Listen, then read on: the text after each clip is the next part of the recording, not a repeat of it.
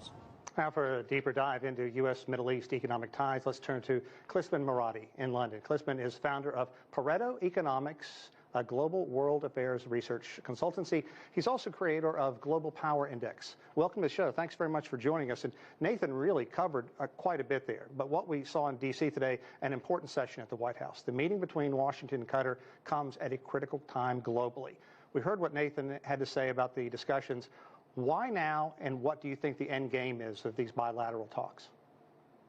Look, one thing that we have to realize, Sean, is that the Qatari-US relationship didn't just spring out of nowhere and this meeting is happening.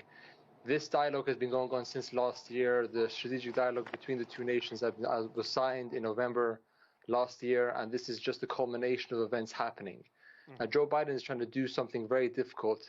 He's trying to manage the energy crisis in Europe, whilst at the same time managing relations with Russia at such heightened times. And he's trying to put in all of his allies to help him do this. Now, there's only so much time that he could do this for, because naturally, as the segment mentioned before, a lot of LNG supplies have already been locked up. Supplies have been already promised to other countries.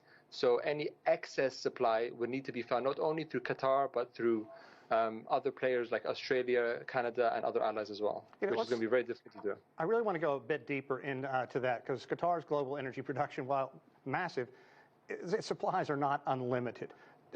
Talk to me a little bit more in depth about where so much of their natural gas is tied up right now, and what the hopes are for perhaps the EU and the United States if a crisis should emerge between Ukraine and Russia. So the two biggest centers of power which require the most energy supply in terms of gas is Europe and also Asia.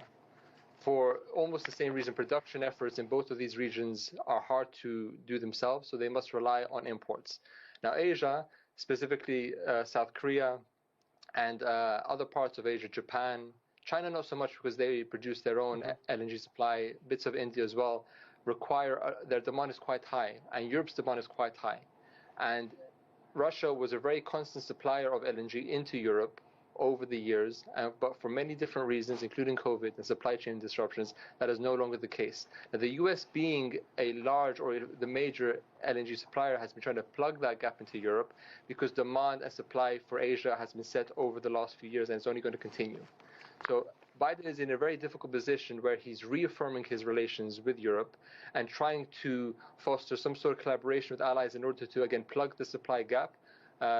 Because demand is only going to rise as the winter gets harsher. Yeah, do you think it's fair for the U.S. and others to put Qatar in this situation, or is it just the way economics and politics come together? Well, I wouldn't say that they're putting them in a tough position at all, because any demand is good demand, I think, from Qatar's point of view.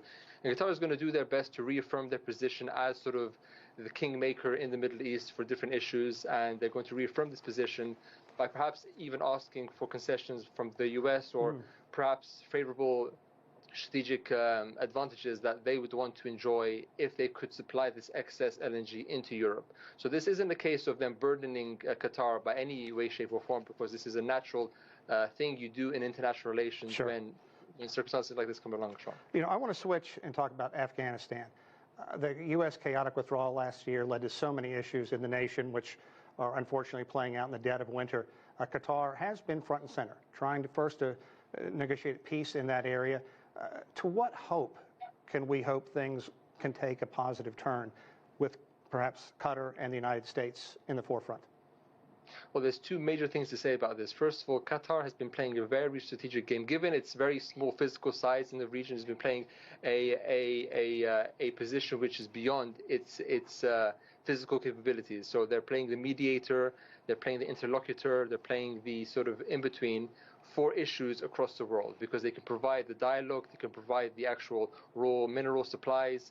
But as far as it goes with Afghanistan, it really depends on what each player is trying to achieve. And naturally, the US has left Afghanistan, and the Afghanis want to live prosperously, and Qatar and the US are trying to square the circle where they don't want to give aid or help to the Taliban because they're designated as terrorists, but at the same time they don't want the people to suffer. So it depends on how much the U.S. is willing to go against its standards in this case. You know, as someone who lived there for a year, and I've been there on a number of occasions, it is painful to watch the suffering, and I still have friends there that I talk to.